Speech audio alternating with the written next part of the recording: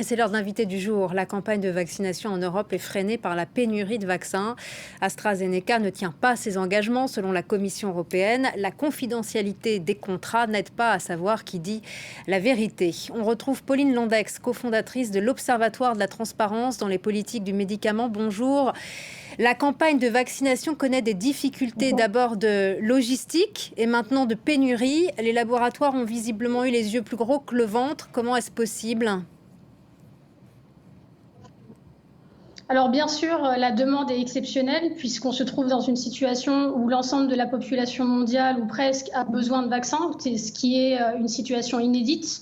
Mais on aurait pu imaginer ou espérer que les multinationales, dans cette course au vaccin, s'organisent de façon à permettre à ce que le nombre de doses qu'elles avaient promis de mettre sur le marché soit mis sur le marché dans les temps. Par ailleurs, il y a quand même un problème à laisser, et là on le voit vraiment, à laisser tout entre les mains du secteur privé, puisqu'on se rend compte qu'en l'absence de, par exemple, pôle public du médicament en France ou au niveau européen, on a du mal à être réactif dans un moment où il faudrait que les autorités publiques produisent elles-mêmes certaines doses manquantes.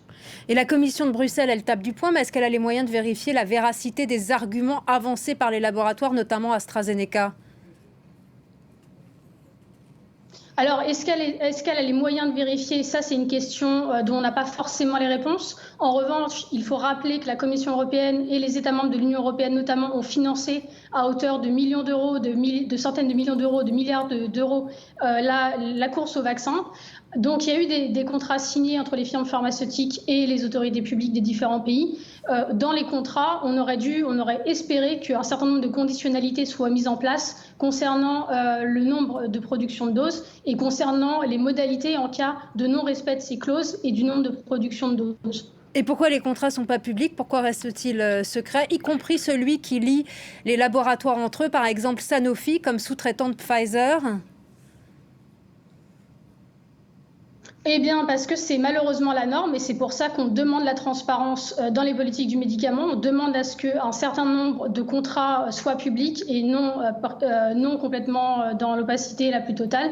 Il faut rappeler qu'en 2019, les États membres de l'Organisation mondiale de la santé, dont la France et dont l'ensemble des pays de l'Union européenne, se sont engagés à mettre en place la transparence sur notamment les contrats autour des prix, de la production et des essais cliniques des vaccins. Malheureusement, on se rend compte que l'opacité est toujours la règle et que les pays ne respectent pas dans leur majorité les engagements qu'ils ont pris auprès de l'Organisation mondiale de la santé. Cette transparence aurait été vraiment utile dans le contexte d'épidémie mondiale que nous traversons. Et par ailleurs, il y a des responsables syndicaux de Sanofi qui disent que Sanofi pourrait faire beaucoup plus en mobilisant des sites français. Quelles sont vos informations? Est-ce exact?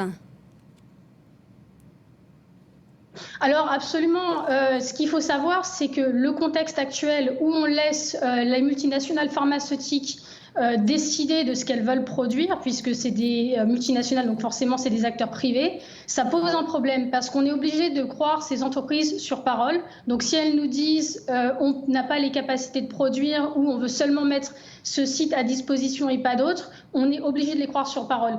Nous, l'Observatoire de la transparence, aux côtés d'autres organisations, nous avons demandé il y a un an, en mars 2020, au Conseil d'État que les moyens de production privés, dont ceux de Sanofi, soient réquisitionnés pour produire les médicaments qui étaient en rupture et en tension forte. Cela n'a pas été le cas, nous redemandons ça.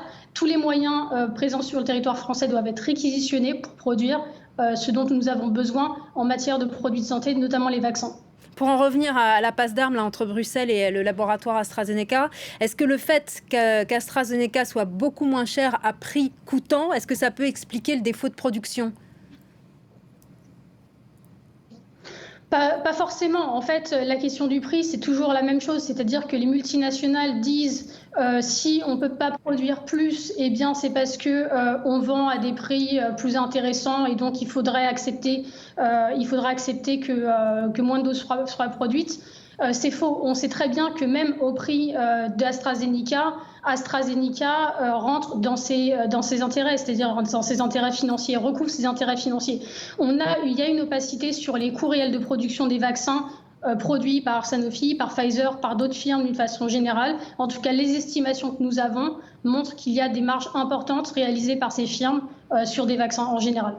Le chef de l'État, Emmanuel Macron, avait déclaré que les vaccins et les médicaments contre le Covid devaient être un bien public mondial. Comment cela pourrait-il être possible ? Alors ça pourrait être possible si par exemple des présidents de la République comme Emmanuel Macron ne s'opposaient pas à travers par exemple la position de la France à l'Organisation mondiale du commerce à ce que le droit de propriété intellectuelle soit levé. C'était une proposition faite par l'Inde et l'Afrique du Sud en novembre et en décembre de l'année dernière.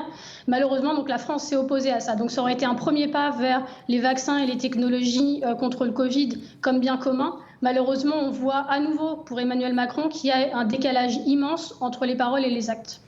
Très rapidement, les soignants qui sont au contact des malades du Covid, enfin qui soignent les malades du Covid, est-ce qu'il ne faut pas qu'ils soient vaccinés en priorité ?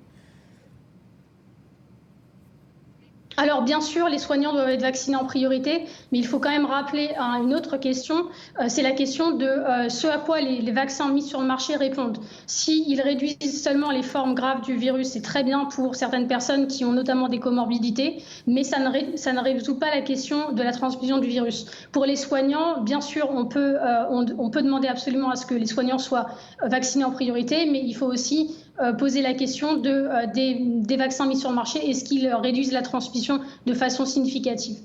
Merci beaucoup, Pauline Londex, pour votre analyse de la situation et toutes vos explications. Merci d'avoir été avec nous sur France 24.